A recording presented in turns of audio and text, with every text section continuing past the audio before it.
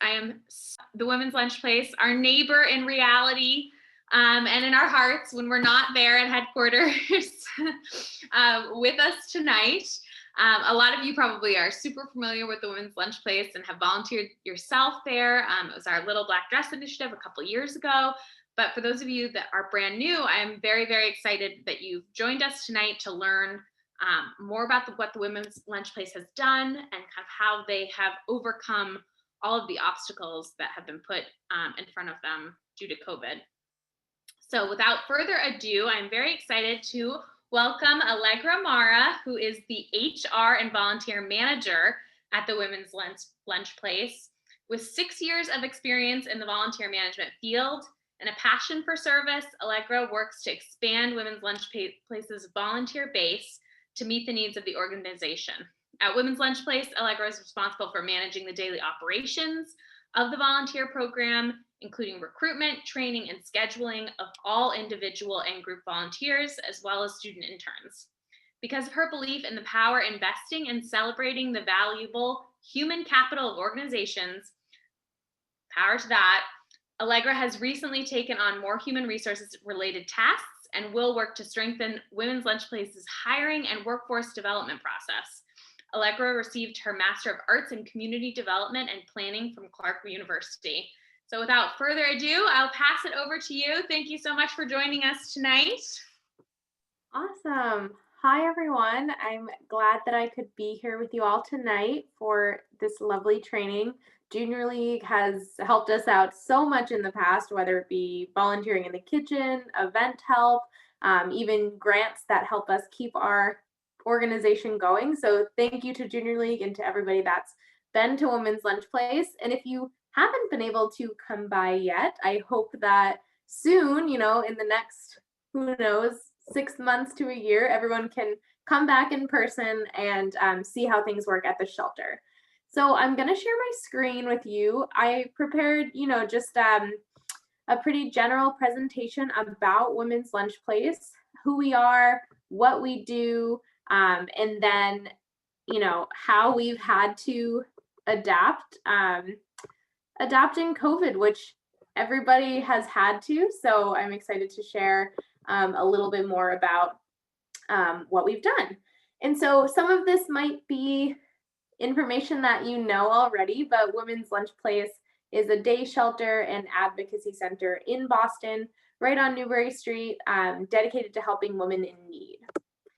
So our mission is to create a safe and welcoming day shelter community, providing nutritious food and individualized services for women who are experiencing poverty, food insecurity, or homelessness.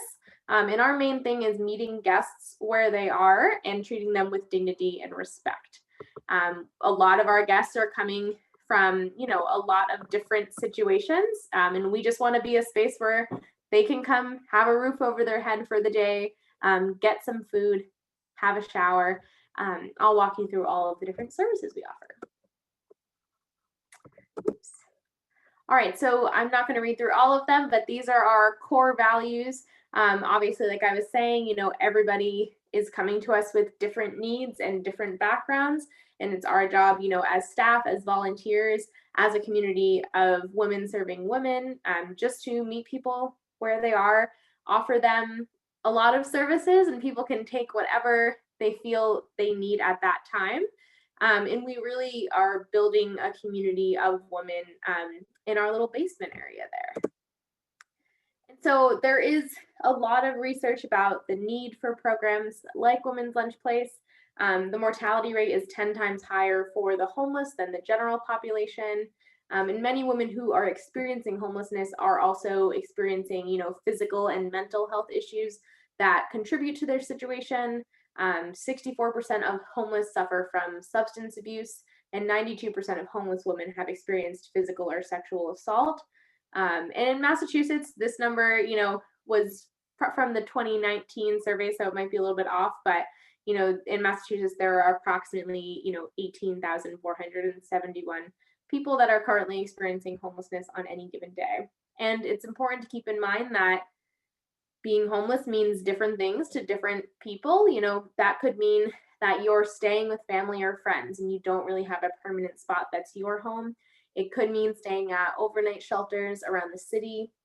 It could mean staying on the street, or it could mean that you maybe are housed but are very at risk of losing that housing. And how can you know, keep that, and what can we do to support you there? So we do a guest survey once every year. This is a time that's a completely voluntary survey and it's confidential, so guests can choose to answer or not. Other than this survey, which is once a year, we don't ask people anything at the door. We really just say, if you identify as a woman, you can come get whatever you need. We're not going to be asking people their names or asking people their current living situation. But this is a time where people can choose to give that information. And so you can just see here a little bit about our guests. They really range from all different ages, all different races. They're all experiencing different struggles in their day-to-day life. And these are many women who are insecurely housed or currently homeless. We do have some guests that have been coming to Women's Lunch Place for many, many years. And some people, they even get housed and they feel more stable, but they want to come back to Women's Lunch Place for a meal every once in a while, or to go to an art class and see some of their community. So our guest population is really all over the place. We have a lot of different people. And with our services, we obviously want to be a safe, judgment-free zone for women experiencing many of these different things. So we offer a lot of different services. They're kind of grouped under these 4 main areas. So I'm going to go through and talk to you about what those programs are and how they've each had to adapt during COVID times. So first up is our nutrition program, our Healthy Meals Initiative. So Women's Lunch Place was founded on a healthy meal program. That's why, our name is Women's Lunch Place. We started out as just a place where people could come get lunch a couple times a week. And now we've expanded into many different areas of service. But we provide a really nutritious breakfast and lunch to our guests. Monday through Saturday, we're open. And some of you may have come to volunteer in the kitchen in the past. So you've seen that all of our meals are made fresh in the kitchen from scratch, nutritiously balanced. We have a chef who plans the meals out. She makes sure everything, has a veggie option. We always have some grain or a healthy meat and fruit and vegetables. So she really makes sure that every plate is delicious and healthy and makes you feel good to eat it. I think many of us know that if we don't have, a healthy meal in our stomach, or we are just hungry, that we can't really function on a lot of different ways. You can't focus on work, you feel really tired. We also really believe that having food that's healthy is medicine. It can help you kind of power yourself through, the rest of your day. And all of our meals are served, on china flatware with flowers on the table. People can, relax at the table and we can bring the food to them. And so with COVID, we actually never closed at Women's Lunch Place. We switched all of our meal program actually to a takeout model of curbside service. So it's a lot different than it was before, but we shifted to doing, bags full of meals that include breakfast, lunch, snacks, drinks, dessert, just kind of a bag of food that ladies could take and get them through the day. We realized, 78% of women we serve rely on Women's Lunch Place as their main or only source of nutrition. So we knew we couldn't stop that service, even though we had to, suspend some of our community setting inside. So since March, we have over 1,000 curbside meals each week. We have our staff right outside the shelter. Usually we have a tent up when it's really sunny, and our staff stands out there, talks to the guests, passes out meals, passes out toiletries, just make sure that they can keep in touch with all of the community, even though we couldn't all be inside together. So you'll hear throughout this presentation, I'll talk about how we've had to shift things, and we have had some guests inside, but to give you an idea, before COVID, we would have anywhere from like 100 to some days 200 women in one space, eating together, talking together, hugging. We realized a lot of that was not going to be able to safely happen with COVID. So that's why we had to switch everything to outdoors. But we're slowly starting to welcome people back into the community setting. So that's really exciting. I'll talk more about that soon. Another thing that we shifted in our kitchen for COVID-19 was our mobile food pantry that we developed. So we realized that some of our advocates were working with guests that were older and homebound, and they couldn't leave to get food anywhere. They didn't feel safe. And advocates saw that they really didn't have any food in their house to make a healthy meal. So we started doing a mobile food pantry where advocates or volunteers would come pick up bags of food, pantry boxes full of food that people could use, and deliver it to people's houses. So that's one volunteer picking up some meals. We also, will continue this program kind of as a staple of our Healthy Meals program moving forward. We realize that even if people can't make it to, downtown to Women's Lunch Place, they still should be able to have a decent meal. So now we're able to, meet more of the needs of our guests that are homebound. And this is just a photo of some of the pantry boxes we brought over. Those also could include, household items like soap, dish soap, cleaner, paper towels, toilet paper. During that crazy toilet paper shortage, we made sure we found some for people. And we'll continue to do this, which is a nice addition. We also have this new Healthy Meals program called the Backdoor Meals, where we partnered with the city of Boston to deliver healthy meals to women and families all around the city. So we started working with other nonprofit nutrition programs in the city and having volunteers pick up food from us and drive it over to whatever organizations needed it. So there were some other women and children shelters that didn't have the kitchen capacity to support all of their families, and we were able to package meals at Women's Lunch Place, drive them over to all these other nonprofit partners. So that has been a really exciting addition. Recently, we started partnering with St. Francis House, which is another day shelter in Boston, and they set up a temporary shelter for about 100 guests at a hotel that wasn't being used in Brighton. And we have been providing the breakfast and lunch for the hotel guests for over 6 months or so. So that was a cool partnership that wouldn't have happened before this. So we have seen a lot of great connecting between different homeless service providers in the city, which has been encouraging. So we also have our self-care or essential supplies program.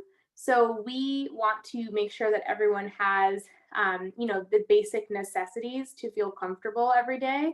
That includes shampoo, conditioner, deodorant, sunscreen, lotion, water bottles. We kind of have an endless amount of things that we can give out to guests. And we have continued to do that throughout COVID, making sure that we provide care packages to people, always giving out a lot of masks, a lot of hand sanitizer. We had a lot of volunteers make masks for us, which was great. And we want to make sure that people understand the importance of those, daily hygiene supplies that we might not think twice about if we have them stocked up in our cupboards. So we also have showers and laundry on site. These are just some numbers from 2019 with how many showers and laundry that we would do per year for our guests. And we did have a nap room during the day for guests to take a break and take a little nap. And we also have a small emergency clothing closet where we are always stocked with, socks, underwear, bras, and we try to always keep essentials around if people really, need sweatshirts or sweatpants and jeans. We don't have a lot of space for clothing, so that's unfortunately one donation that we can't really take too much of, but we want to make sure we have things on site, especially if a woman is, kind of fleeing a situation with only what she has on her back. So during COVID, like I mentioned, our direct care team has been working outside with guests. You can see our staff here helping someone fill out, either an unemployment application or making sure they're getting, assistance from the Mass government. We've also been providing care kits, like I mentioned, all of those essential services for people, and making sure that we can hang out outside with people, make sure that their community needs are being met as well, because that's something that was, kind of lost for a little bit without our indoor setting. So advocacy is another pillar of our programming at Women's Lunch Place. And advocates kind of serve in a way as like case managers. They meet one-on-one with guests to help them with whatever things they might need assistance with at that time. Because we have such a wide range of guests that come to Women's Lunch Place, having advocates to really provide that one-on-one support is really important to helping someone, set whatever goals they have in mind and help them achieve those goals. And so these are just a couple of the service areas that we find most of our advocates helping out our ladies with. Financial stability is a big one. We'll help people if they are housed and maybe are behind on an electricity bill, or they need to find, a more affordable house or apartment for them. Our advocates work with people on all of those different things. For health and wellness, if someone's suffering from like a substance use disorder, we can help them find the proper treatment, connect them to doctors. We do work with Boston Healthcare for the Homeless, who's on site every day, and they can offer, checkups or just whatever services that the guests need. So that's really great to have them on site. We can also help with some legal, legal things that people might need help with. And of course, housing placement is a huge area that advocates have been helping with. We've already started seeing, a rise in the number of guests that are close to having to be evicted or, just struggling to keep their house. So advocates have really, especially during COVID, been ramping up their housing workshops with people, making sure they have all of their documents, they understand how to apply for housing, and advocates are really focusing on that, especially in the coming months. And we, have seen that a lot of the systems to, apply for financial assistance, apply for housing, apply for healthcare, they're all very complicated, probably unnecessarily. So having an advocate to help someone navigate through that system is really important. And they really work with each client to establish whatever goal plan they have, and just base their conversations off of that. So if someone is looking to get a job, let's see what steps we need to take to get you an interview somewhere. And they'll really just work with the people there to get that done. So with COVID, I did mention some of this already, but our advocates had to pivot their services immediately. They were outside as well, meeting with guests, helping them fill out housing applications. They were calling guests or reaching out with whatever contact info we had to make sure everyone was, okay and accounted for. They offered, whatever stabilization services they could find. Many couldn't leave their houses to come see us. So advocates have, been going to people's houses, dropping off pantry boxes, making sure they had anything they need in their homes as well. So that has been really essential. And back a couple months ago, we started having advocates be able to do meetings with guests back inside the community setting, which is nice. So they could bring people inside, use the computer to, help them with whatever they need. So that was kind of the start of welcoming people back into our community, which is great.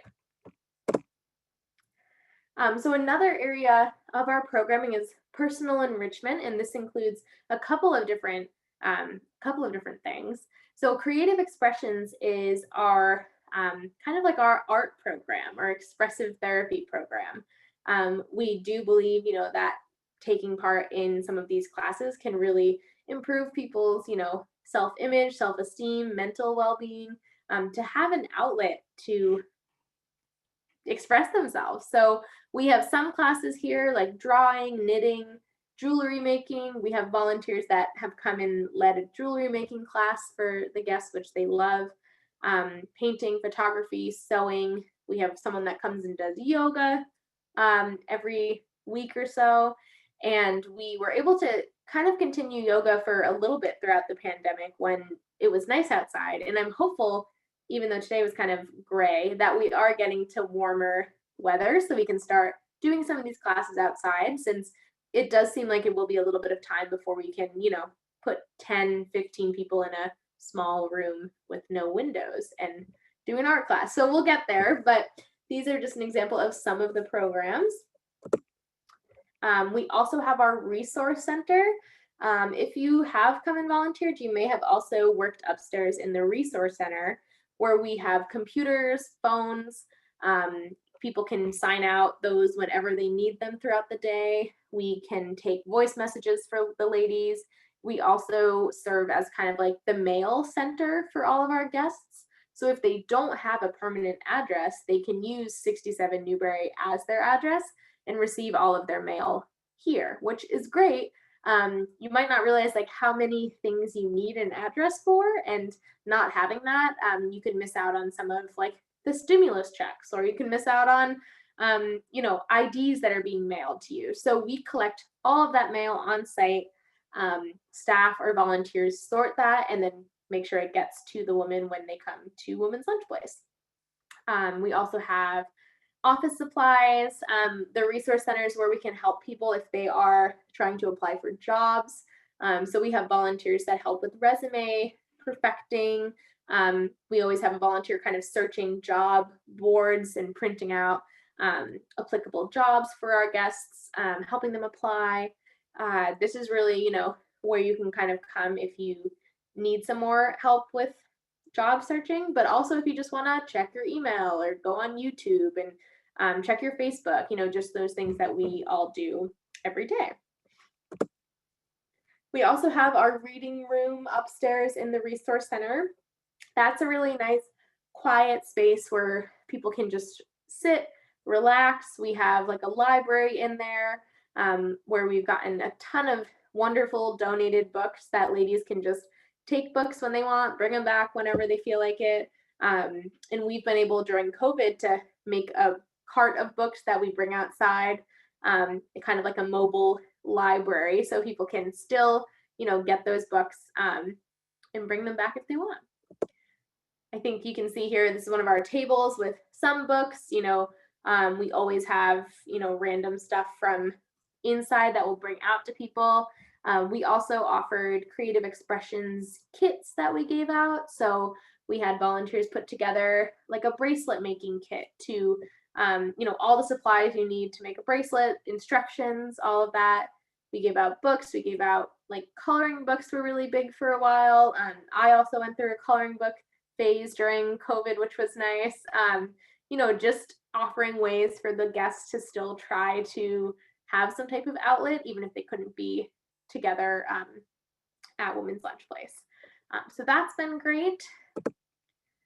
Let's see. So even though, 2020 was kind of a bizarre year for all, this gives you kind of an idea of what a year looks like for us. How many meals were served.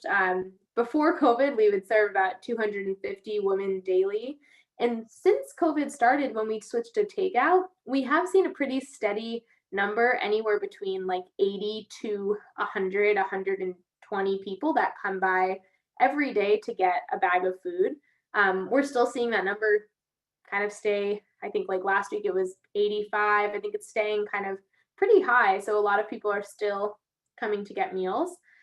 You can see all of the visits that advocates had with people, all the different issues that they have helped people try to solve.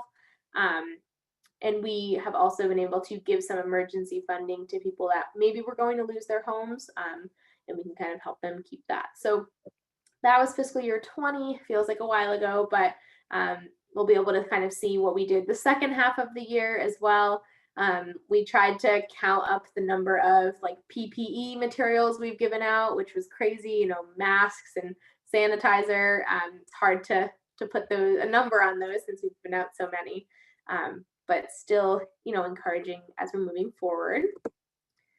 And then how are we able to do that? How are we able to keep services going?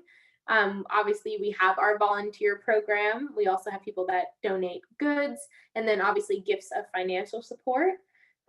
It's always funny when I see these photos and I have to be like, why aren't people wearing masks? But this was obviously before before COVID. But this also shows you how before COVID, people would sit at their tables and volunteers would actually bring the food over to them.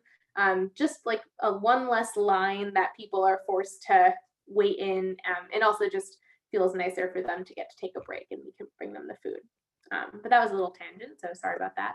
But that leads into our volunteer program, and I get to work with all of our awesome volunteers, which I feel like is the greatest job. So we have about 400 or so volunteers. That includes individuals, that's companies, that's groups like Junior League that come in for many different things throughout the year.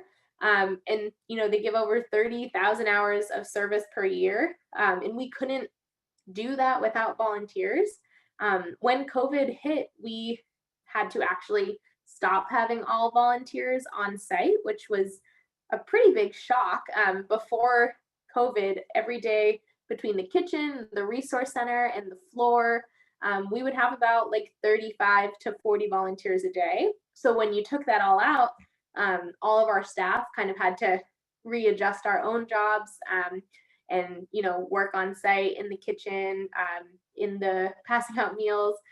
So really, it's just we love having our volunteers, and they really keep everything moving smoothly and keep the staff, really able to focus on building the relationships with the guests and really doing that one-on-one work.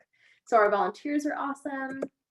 We also, during COVID, had volunteers help deliver the meals. We did have some people driving meals back and forth in their car to the other shelters or to pantry boxes to some of our guests.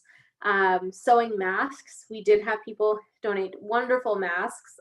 We're always still giving those out. So if you or anybody you know is still making masks, feel free to always drop those off to us. We'll still use them. We also have had volunteers hold donation drives, which I can talk a little bit more about. And we've had volunteers or groups writing notes to our guests to include in the takeout meals. So that's just like a little, positive message, like we're thinking of you, happy spring, hope brighter days are ahead, things like that, just to add into the meal bags. So that's something that groups have been able to do remotely as well. And obviously another way that people help us a lot are donations of goods. This is one of our closets full of toothbrushes and feminine hygiene products and shampoos and everything. And last year, there was over $1 million worth of supplies that were donated to Women's Lunch Place. And that helped us be able to, make sure people had everything they need, while many people were just locked down in their houses, and making sure people still had enough resources to get by. We also get a lot of donations of food, which is wonderful. We work with places like the Greater Boston Food Bank to give us a huge shipment of food each week at a really discounted price, which is amazing. We also work with organizations like Loving Spoonfuls. And if you don't know about them, they're awesome. I would definitely look into them. They're a food rescue organization. So they actually go to places like Whole Foods, Trader Joe's, grocery stores, and they pick up food that the stores can't sell. Maybe it's because there's a slight dent on this apple, which is otherwise perfect. Sometimes like canned foods, if they're too banged up, they can't give those out. So Loving Spoonfuls actually saves all of that food from going to the landfill and redistributes it to organizations like Women's Lunch Place, which is great. We'll get really delicious fruit. We get some of the prepared meals from like Whole Foods at the end of the day if they haven't sold everything. And we can give those out to our guests or add them into the pantry boxes. So that's wonderful. We also have, groups that organize like pro bono legal services for our ladies. We haven't had one of our like legal clinics during COVID, but usually volunteer lawyers will come for a day, and people can, sign up and get help with maybe their cases that they currently have open, or how to best address those. Obviously, we do get some clothing donations, but like I was mentioning, we can't accept any clothing right now unless it's new clothing. So mostly new clothing like underwear, socks. During the winter, we do like a winter coat drive, but we got so many coats this year, which is awesome. So, and I hope we don't need winter coats anymore. I hope I didn't just jinx anything. But so we don't really have any more needs for that. But I can also share, like an Amazon wish list that we have, which we update with whatever people are needing that week.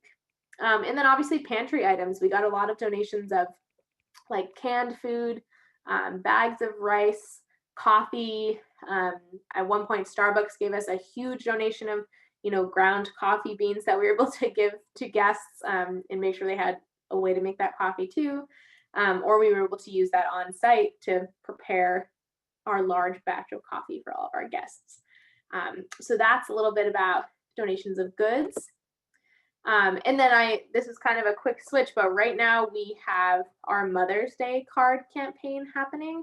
And this is a way that I've been encouraging like groups or people to support us if they haven't been able to come in, since we haven't had people. But each year we do a Mother's Day card, which is always designed by one of our guests on site.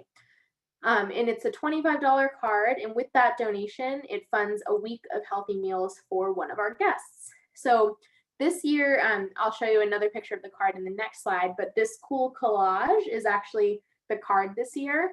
And it's actually made from pieces of other cards that we've made in the past years. We had one of our volunteers who is, she's an artist and she's a collager, and she worked with Darcy, who I'll tell you about next, and she made this beautiful card. So you can go to our website, womenslunchplace.org, and if you find the Mother's Day, it's right on the homepage, but you can also go to this link directly, and that is where you can purchase cards. We can write something in the card for you, or we can mail you the card, and then you can send it out to whoever in your life is a motherly figure, or whoever you want to send it to. It doesn't have to be a mom. That is just a fun way to get involved. And this is the full card. Usually it has some, flower theme. And this is Darcy, who I had in another slide as well, but she is part of our Creative Expressions program. And Darcy has been coming to Women's Lunch Place, I think, since about 2008. And she was injured in a car accident in 2008 and ended up losing her job that she had as a home health aide. And she had all of her family over in Brazil. So she kind of found herself hurt here with nobody that she could have as family. So she started coming to Women's Lunch Place, and she worked with an advocate who found her, the apartment that she's still in now, which is great. And Darcy just started thriving in the Creative Expressions program. And now she's really who we go to like lead painting classes for other guests. She always makes beautiful like flower drawings, and guests really see her as like the art teacher. So Darcy we were really glad she could make this awesome card this year, and get to still be involved. She came into the shelter, which was nice. We could see her for the first time in like over a year, and got to make this beautiful card. So there are, lots of ways on our website to either like share this with friends or family. We do have people that can become Mother's Day card ambassadors. That sounds like a little bit more intimidating than it really is. It's mostly just saying like, oh, I will share the card, share the link to buy the cards with groups that I'm in, or with my family and friends. And our development staff can like send you some more info about that. So I would say like, I'll leave my email obviously, but if there's anything after this presentation that you're like, oh, I want to be involved more with that, that's kind of my job. So just reach out to me, and I can connect you with people that can get you with whatever you need. And I think that is all I have for you now. I forgot to kind of mention that I mentioned that volunteers are currently suspended, and we do have a very small number of people coming into the kitchen, but it's only 3 people a day versus, the 20 to 25 we used to have in the past. And since we just started opening for guests to come in again, we're opening a very small amount of space. We only have about 15 to 25 guests in the shelter at each time. We maybe in the next month or two, we'll be able to see more volunteer spots open.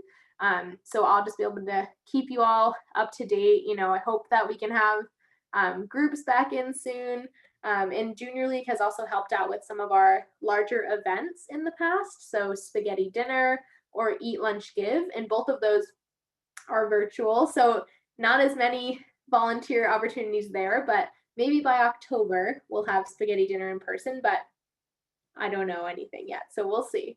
But yeah, thank you so much for listening. I'm happy to answer any questions people might have.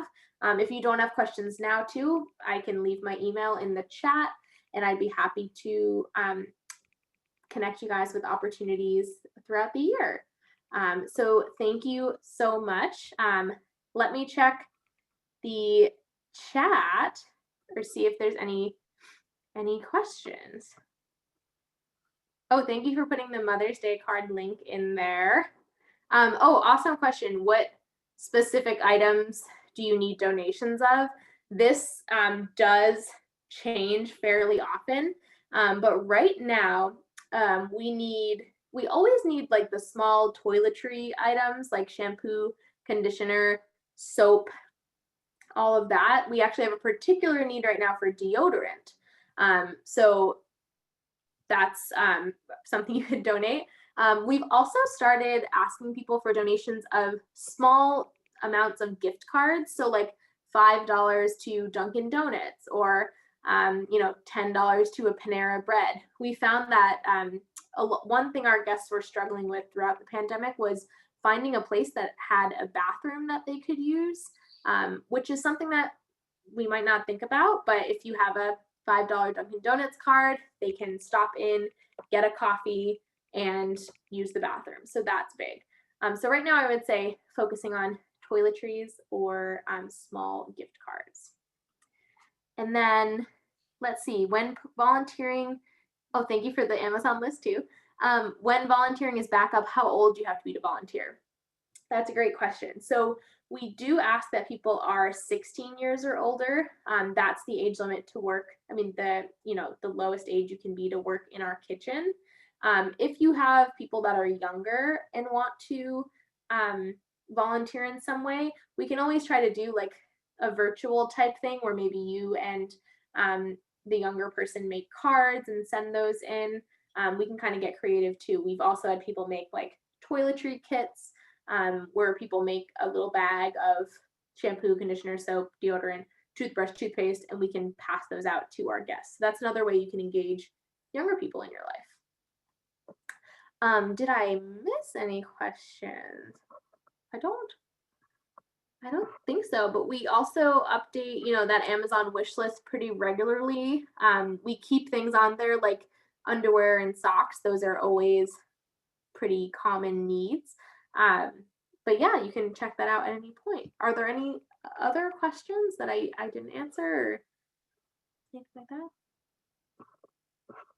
Awesome. Well, I'm so grateful for you breaking all of this stuff down. I really had no idea, how you guys managed during COVID. And it seems just like not only were you able to manage, but expand your services. And really, I mean, my favorite part about the Women's Lunch Place is they're not just meeting the basic needs. You guys are going above and beyond to really treat each person that comes through your doors or out on your, sidewalk with dignity and, inspire creativity and, reading and all of these things that I just feel like, really, really brings dignity, which is so wonderful. That's great. Yeah, it's been a really interesting year, obviously, but we always say like something good that came out of it is a lot of organizations around Boston have now like started working together. Like we might not have really worked with Pine Street in as much as we did or St. Francis House, and now we're all kind of rallying together and encouraging elected officials to, make sure that people that are currently homeless are a priority, especially in some of these relief bills. Making sure that eviction moratoriums could stay in place for longer. It's been kind of encouraging to see everyone coming together. And I obviously hope that soon we can go back to like having people inside, but there have been some benefits to this. So thank you all for being supportive from afar. And I'm just so excited when we can, actually have people on site and really have some fun again. It will be great.